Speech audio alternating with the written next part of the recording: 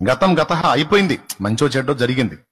పద్దాకలికి దాన్ని తలంచుకొని నువ్వు పద్దస్తమానం అదే ఆలోచనతో నువ్వు ఇదిగా అవుతావు. అయిపోయింది, ఆ సెక్షన్ అయిపోయింది. వదిలేసి దేవుని వైపు మళ్ళుకో. కృపగల దేవుడు నిన్ను ఇంకా బ్రతకనిచ్చాడు అంటే ఎందుకు బ్రతకనిచ్చాడు తెలుసా? నువ్వు పశ్చాత్తాపడి మారు మనసు పొంది ఆయన వైపు మళ్ళుకుంటావని.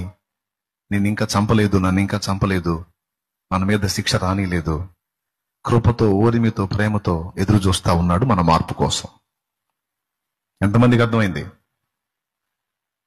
ఓకేనా? అలా కాకుండా యోధా ఇచ్చినట్టు మారు మనసు లేకుండా వాత వేయబడిన మనస్సాక్షి కలిగి పాపం చేయటానికి మనసును స్థిరపరచుకుంటే సాతాను ప్రవేశిస్తాడు.